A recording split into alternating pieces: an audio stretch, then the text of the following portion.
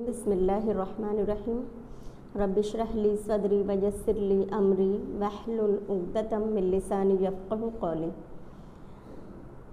آج ہم لوگ سورہ بقرہ آیت نمبر 168 سے لے کے 172 تک کریں گے۔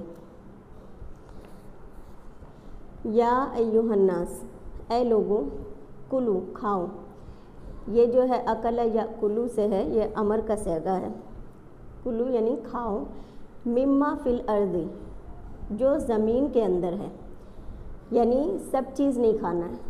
جو زمین کے اندر جو چیزیں ہیں ان میں سے سب چیزیں نہیں، جو حلالا طیبا، جو حلال اور طیب ہیں، یعنی حلال وہ چیز جسے شریعت نے منع نہیں کیا ہے، وہ تمام چیزیں حلال ہیں۔ تو اس سے کیا ہوا کہ حلال کا دائرہ جو ہے وہ بہت وسیع ہو گیا اور حرام کا دائرہ بہت سکڑ گیا، کم ہو گیا۔ طیباً، طیباً یعنی پاکیزہ چیزیں۔ پاکیزہ چیزوں سے مراد ہر وہ اچھی چیز جو پاک ہو، حلال ہو، صاف ہو، تازہ ہو، باسی نہ ہو، سڑی گلی نہ ہو، جو جسم کے لیے نقصان دہ نہ ہو، وہ ہے پاکیزہ طیباً۔ ولا اور نہ تتبعوا، تم پیروی کرو، خطوات شیطان، شیطان کے قدموں کی۔ یہ دونوں پلورل ورڈ ہیں، یہ پلورل ورڈ کی نشانی ہے۔ تو یہ شطن سے ہے شیطان، اور خطوات اس کا واحد ہوگا خطوتن۔ اور نہ تم پیروی کرو شیطان کے قدموں کی۔ انا بے شک وہ لکم تمہارا عدو مبین، کھلا دشمن ہے۔ یعنی اللہ تعالیٰ کیا کہہ رہے ہیں کہ اے لوگو، زمین میں جتنی بھی حلال اور پاکیزہ چیزیں ہیں انہیں کھاؤ پیو، اور شیطان کے راستے پر نہ چلو، وہ تمہارا کھلم کھلا دشمن ہے۔ ہم اس کی تفسیر دیکھتے ہیں۔ پچھلے ہفتے ہم نے کیا تھا، ہم نے جو بھی آیتیں پڑھی تھیں ان میں ربط کیا ہے۔ اچھا، ربط کس کو کہتے ہیں؟ یعنی پچھلی آیات جو ہم نے پڑھی تھی ان میں اور جو آج ہم آیات پڑھیں گے ان کے درمیان لنک کیا ہے؟ پچھلی آیات میں عقیدے کی شرک کی نفی کی گئی تھی، اب شرکیہ رسومات، کفریہ اعمال اور حلال و حرام کی تفصیل آ رہی ہے۔ یہاں شیطان کے پیچھے چلنے سے مراد جو چیزیں اللہ نے حرام نہیں کی اسے حرام نہ سمجھو۔ جیسے مشرکین عرب اپنے معبودوں کو خوش کرنے کے لیے جانوروں کو اپنے معبودوں کے نام پر چھوڑ دیا کرتے تھے۔ ایسے جانوروں کے بارے میں انہوں نے یہ سوچ بنایا ہوا تھا کہ ان کا کھانا، ان کا دودھ، ان پہ سواری یا ان سے کسی بھی قسم کا فائدہ اٹھانا جائز نہیں ہے۔ اس طرح یہ مشرکین اللہ تعالیٰ کی حلال کی بھی چیز کو حرام کر دیتے تھے۔ تو اس آیت میں اللہ تعالیٰ یہی بتا رہے ہیں کہ جن حلال اور طیب چیزوں کو تم نے اپنی طرف سے حرام کر رکھا ہے وہ حرام نہیں، شریعت میں حلال ہے۔ تو پاک چیزوں کو حرام قرار دے کر شیطان کے قدم بقدم مت چلو، اور اس کے جاری کیے ہوئے طریقوں سے پرہیز کرو۔ کیونکہ آپ دیکھیے کہ شیطان کیوں انسان کا دشمن ہے؟ کیونکہ انسانوں کو جو اللہ تعالیٰ نے عزت دی تو شیطان اس چیز سے جو ہے شیطان کو اللہ تعالیٰ نے مردود قرار دیا انسان کی وجہ سے حضرت آدم علیہ السلام کی وجہ سے۔ تو اس نے اسی وقت قسم کھائی تو کہ میں انسان کو میں یہ ظاہر کر دوں گا کہ یہ انسان تیرا ناشکرہ بندہ ہے۔ تو وہ ہر وقت جو ہے انسان کے پیچھے پڑا ہوا ہے۔ اب وہ اللہ تعالیٰ کی تمام باتوں کا مخالف کرنے کے لیے انسانوں کو اکساتا ہے، تو حرام کو حلال اور حلال کو حرام کر کے دکھاتا ہے۔ مثلاً آپ دیکھیں کہ سود کو تجارت اور رشوت کو گفٹ، اس طرح سے یعنی انسانوں کے سامنے جو ہے برائیوں کو مزین کر کے دکھاتا ہے۔ حدیث میں آتا ہے زُیِّنَ لَهُم مِّنَ الشَّیطَانُ أَعْمَالُهُم۔ تو آیت نمبر 169 دیکھتے ہیں۔ انما دراصل یأمرکم، وہ تم کو حکم دیتا ہے، یعنی حکم کرتا ہے۔ اب کیا شیطان جو ہے وہ فزیکلی آ کے ہمیں حکم دیتا ہے؟ نہیں، بلکہ ہمارے دلوں میں بات ڈالتا ہے، سجھاتا ہے۔ جیسے سورہ ناس میں بھی آتا ہے نا، الذی یوسوس فی صدور الناس، یعنی وہ دلوں میں جو ہے وسوسہ کرتا ہے۔ کیونکہ شیطان کو اللہ تعالیٰ نے اتنی طاقت دی ہے کہ وہ اور اس کا پورا کنبہ قبیلہ ہم انسانوں کو دیکھ سکتا ہے، لیکن ہم اسے شیطانوں کو نہیں دیکھ سکتے یا جنات کو نہیں دیکھ سکتے ہم۔ ایسا کیوں؟ اس لیے کہ اللہ تعالیٰ ہماری آزمائش کرنا چاہتے ہیں، اس لیے شیطان کو یہ پاور اللہ نے دے رکھی ہے۔ انما یأمرکم، دراصل وہ حکم کرتا ہے تمہیں بالسوء، برائی کا۔ سو جو ہے ہر قسم کی برائی کو کہتے ہیں، چھوٹی بڑی کھلی چھپی ہر طرح کی برائی کو سو کہتے ہیں۔ والفحشاء، اور بے حیائی کا۔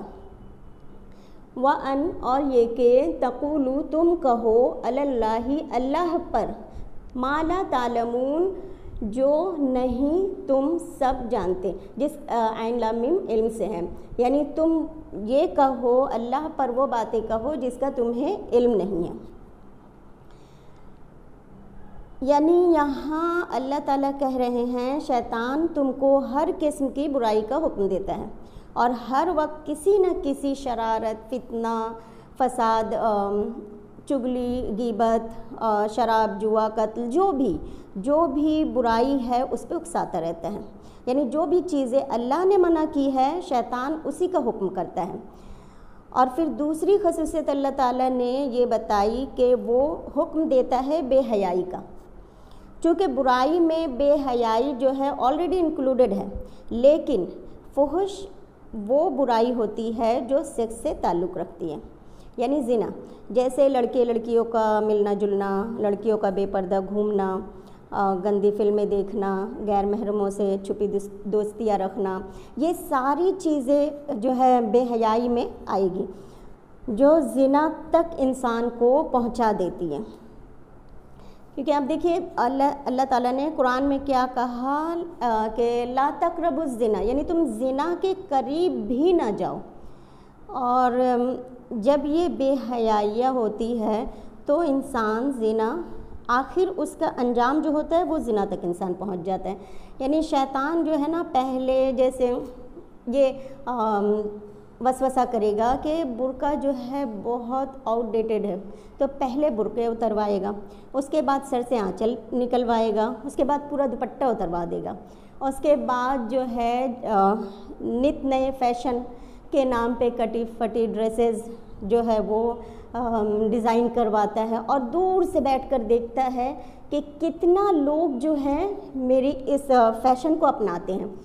اب لوگ جو ہے فیشن کے نام پہ یا اسمارٹنس کے نام پہ اس کی ان چیزوں کو اپناتے جاتے ہیں، اور ڈریس چھوٹی سے چھوٹی ہوتی جاتی ہے، ایک دن وہ کپڑے اتروا دیتا ہے اور زنا کا انسان مرتکب ہو جاتا ہے۔ اس لیے اللہ تعالیٰ نے کہا کہ زنا کے قریب بھی نہ جاؤ۔ تو یہ جو ہے دوسری خصوصیت جو اللہ نے بتائی کہ وہ بے حیائی کا حکم دیتا ہے اور فحش کا حکم دیتا ہے۔ کیونکہ دیکھیے زنا جو ہے وہ پورے معاشرے کو بگاڑ دیتا ہے، اگر اس زنا سے اولادیں ہو گئی تو پوری نسل خراب ہو جاتی ہے۔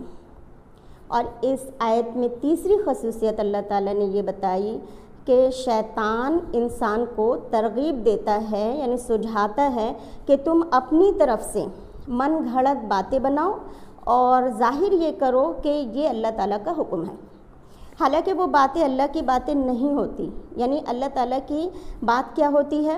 جو قرآن اور حدیث میں ہے۔ تو جو بات قرآن و حدیث میں نہیں ہے وہ اللہ کی بات نہیں ہے۔ جیسے اللہ کا بیٹا کہنا، یا ہم اللہ کے چہیتے ہیں، ہم اللہ کے چہیتے ہیں، آگ جو ہے ہمیں چھوئے گی نہیں، یا پھر اس طرح کے شریعت میں نئی نئی چیزیں ایجاد کرنا، بدعت ایجاد کرنا، یعنی جس کام کو اللہ نے ثواب قرار نہیں دیا اس کو بلا دلیل بلا پروف ثواب قرار دینا۔ تو یہاں اللہ تعالیٰ نے 3 چیزیں بتائی کہ شیطان تم کو برائی کا حکم دیتا ہے، بے حیائی کا حکم دیتا ہے، اور اللہ تعالیٰ پر ایسی بات کہنا جو اللہ کی طرف سے نہ ہو، تو اپنی بات کو اللہ اور رسول کی بات کہنے کے بارے میں رسول اللہ صلی اللہ علیہ وسلم نے فرمایا جو میرے بارے میں جھوٹی بات کہے وہ جہنم میں اپنا ٹھکانہ تیار کر لیں۔ آیت نمبر 170۔ وَإِذَا، اور جب قیلا کہا جاتا ہے لہم ان کو اتبعوا اتباع کرو ما انزل اللہ جو نازل کیا اللہ نے، قالو وہ کہتے ہیں، یہاں پہ قالو جو ہے یہ پاسٹ ٹینس ہے، لیکن چونکہ پہلے اذا آ گیا تو اب یہ پریزنٹ ہو گیا، یعنی اذا کے بعد جب قالو آئے گا تو وہ پریزنٹ کا معنی دے گا۔ تو وہ کہتے ہیں بلکہ نتبع ہم اتباع کریں گے ماں اس کی الفینا اس پر جس پر ہم نے پایا، ہم نے یہ جو الفینا ہے یہ وجدنا کے معنی میں ہے، یعنی پانا، جس پر ہم نے علیہ اس پر ہم نے پایا آباءنا اپنے آبا اجداد کو، اپنے باپ دادا کو، اولو کانا کیا بھلا اگرچہ نہ ہو آباؤہم ان کے آبا اجداد لا یعقلون نہیں وہ سب عقل رکھتے، عین قاف لام عقل رکھتے، کیا اگرچہ ان کے باپ دادا کوئی عقل نہ رکھتے ہو شیئن کسی چیز کی، ولا اور یہتدون وہ ہدایت یافتہ ہو۔ یعنی یہاں پہ اللہ تعالیٰ کیا فرما رہے ہیں کہ جب کوئی ان لوگوں سے کہتا ہے کہ اللہ تعالیٰ نے جو حکم بھیجا ہے اس پر چلو، تو کہتے ہیں کہ بلکہ ہم تو اسی پر چلیں گے جس پر ہم نے اپنے باپ دادا کو پایا ہے، کیا اگرچہ ان کے باپ دادا کسی چیز کی سمجھ نہ رکھتے ہوں اور نہ ہدایت رکھتے ہوں۔ جب بھی یہ ترجمہ تھی، تفسیر دیکھیے کہ جب بھی ان سے کہا جاتا ہے کہ پیروی کرو اس کی جو اللہ نے نازل کیا، تو اللہ تعالیٰ نے کیا نازل کیا؟ اللہ تعالیٰ نے قرآن و سنتیں بھی اس لیے کہ اللہ کے رسول صلی اللہ علیہ وسلم اپنی مرضی سے کچھ بھی نہیں کرتے تھے، تو وہ سب اللہ جو بھی سنت ہے وہ سب اللہ کی مرضی سے۔ تو جب ان سے کہا جاتا کہ تم اللہ کی مرضی پہ چلو، اللہ کی بات جو اللہ نے نازل کیا اس کو مانو، تو وہ کہتے تھے کہ بلکہ ہم تو اپنے آبا اجداد کو جس پر پایا ہم اس کی پیروی کریں گے۔ تو اللہ تعالیٰ پوچھ رہے ہیں کہ اگرچہ تمہارے باپ دادا عقل نہیں رکھتے اور نہ ہی وہ ہدایت یافتہ ہیں، پھر بھی کیا تم انہی کی پیروی کرو گے؟ اب آپ دیکھیے کہ دنیاوی معاملے میں بھی بہت ساری چیزیں ہیں جو ہمارے ماں باپ کرتے تھے، پر ہم نے ان کو چھوڑ دیا۔ ہم نے کیوں چھوڑا؟ علم کی وجہ سے، کیونکہ ہم نے علم کی بنا پہ، کلچر کی بنا پہ ہم ان چیزوں کو ہم نے چھوڑ دیا۔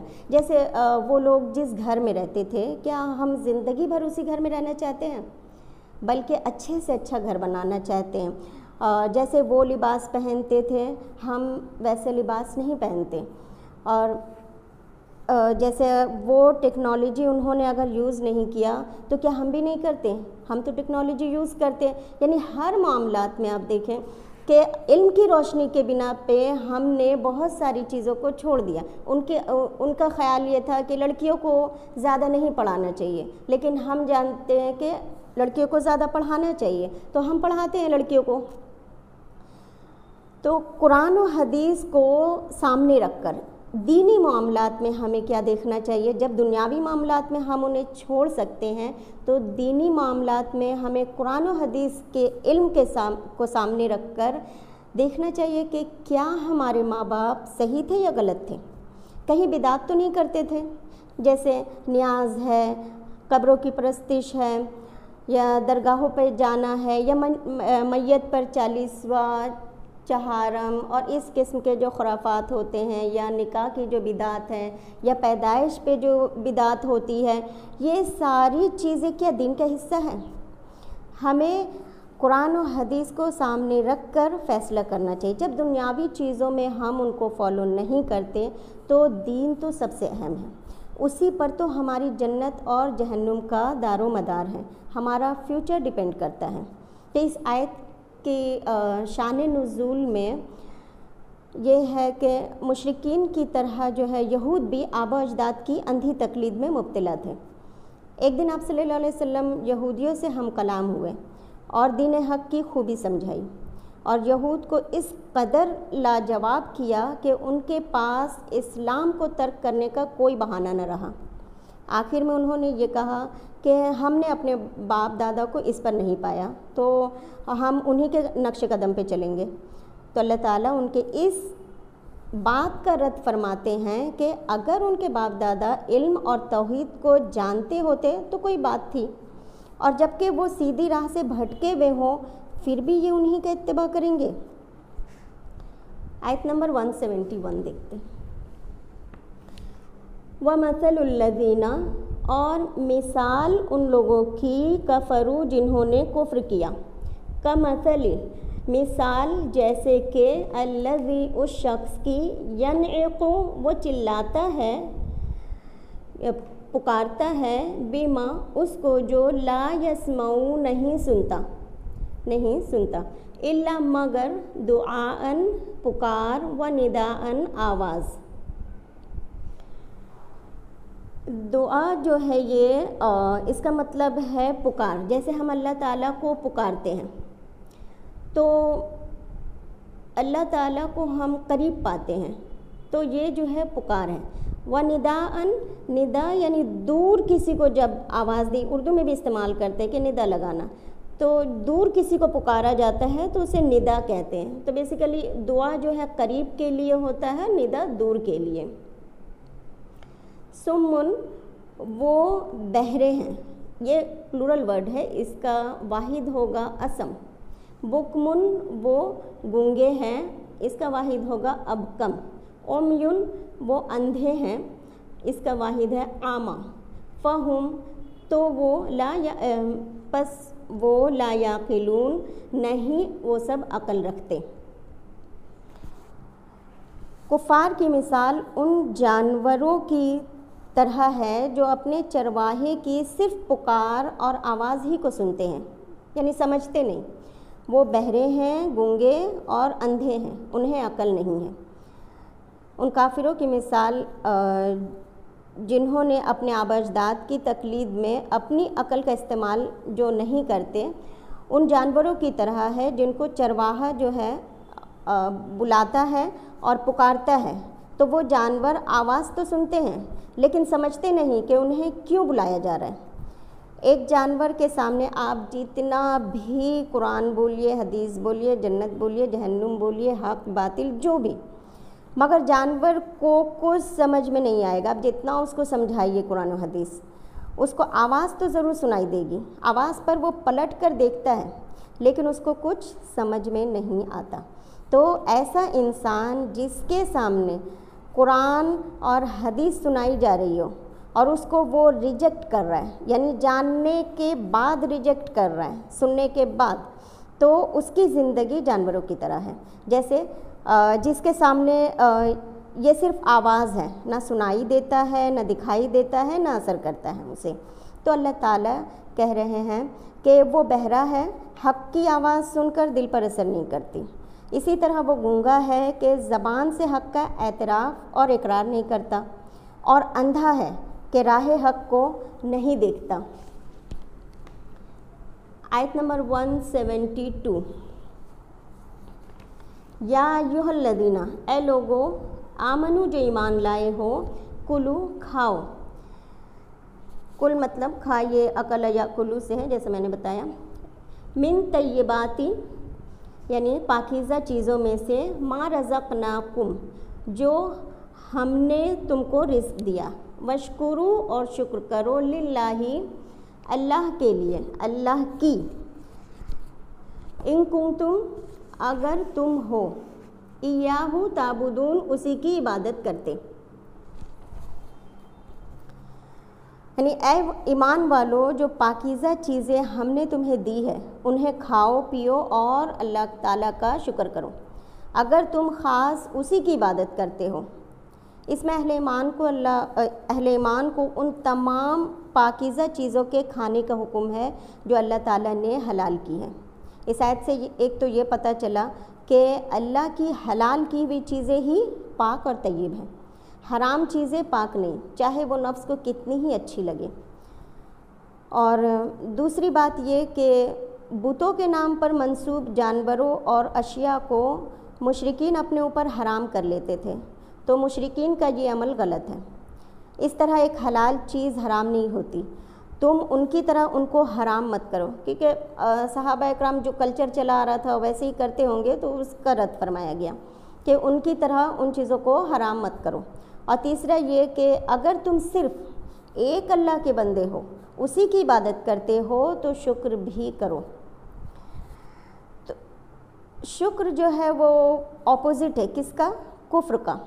کفر کا مطلب انکار کرنا، یعنی حق ظاہر ہونے کے بعد انکار کرنا، اور شکر کا مطلب اعتراف کرنا کہ تمام نعمتیں مجھے اللہ رب العالمین کی طرف سے ملی ہیں۔ تو جو شخص یہ اعتراف کرتا ہے کہ یہ ساری چیزیں اللہ کی ہے، تو اپنی جو عقل ہے، اپنی جو انا ہے، کبریائی ہے، بڑائی ہے، وہ سب ختم ہو جاتی ہے۔ اور شکر کے جو ہے اللہ تعالیٰ نے یہ بھی فرمایا قرآن میں کہ لَإِن شَكَرْتُمْ لَأَزِيدَنَّكُمْ، کہ تم شکر کرو گے تو ہم تمہیں اور زیادہ نعمتیں دیں گے۔ تو یہاں پہ علماء کرام کہتے ہیں کہ شکر جو ہے 3 طریقے سے کرنا ہے، دل سے، زبان سے اور عمل سے۔ عمل سے شکر یعنی سب سے پہلے تو دل سے شکر کرنا ہے کہ جو کچھ بھی عطا ہوا اس کا احسان دل میں مانا جائے۔ اس طرح دل میں کیا ہوتا ہے کہ محبت پیدا ہوتی ہے، اور جب محبت ہوتی ہے تو اس کو انسان یاد بھی کرتا ہے، اس کا ذکر بھی کرتا ہے زبان سے۔ اور شکر جو ہے، شکر ذکر دونوں ایک دوسرے سے بندھے ہوئے ہوتے ہیں، یعنی زبان سے شکر، جیسے پانی پیا تو الحمدللہ، یعنی مسنون دعاؤں کا اہتمام کریں۔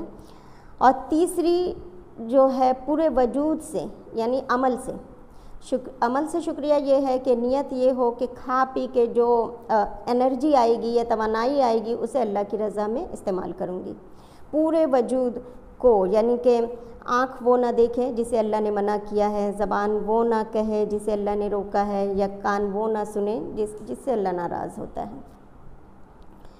تو آج ہم نے 5 آیتیں کی، ان کا خلاصہ کیا ہے کہ آیت نمبر 168 میں پاکیزہ چیزوں کے استعمال کا حکم ہے، 169 میں شیطان کی پیروی سے بچنے پر زور ہے، اور 170 میں آبا و اجداد کی اندھی پیروی سے منع کیا گیا۔ 171 میں ایسے لوگوں کی مثال جانوروں کی طرح ہے جو حق کو ریجیکٹ کرتے ہیں، اور 172 میں حلال پاکیزہ چیزیں کھانے اور اس پر اللہ رب العزت کا شکر ادا کرنے کی تاکید فرمائی گئی ہے۔ تو اللہ تعالیٰ سے ہم دعا کرتے ہیں کہ اللہ تعالیٰ ہمیں حلال رزق عطا فرمائے اور شیطان کے قدموں کی پیروی نہ کرنے کی توفیق عطا فرمائے۔ اللہ تعالیٰ ہم سب کو قرآن کو پڑھنے سمجھنے اس پہ عمل کی توفیق عطا فرمائے۔ سبحان اللہ و بحمدہ، سبحانک اللہم و بحمدک، نشہد ان لا الہ الا انت، نستغفرک و نتوب الیک۔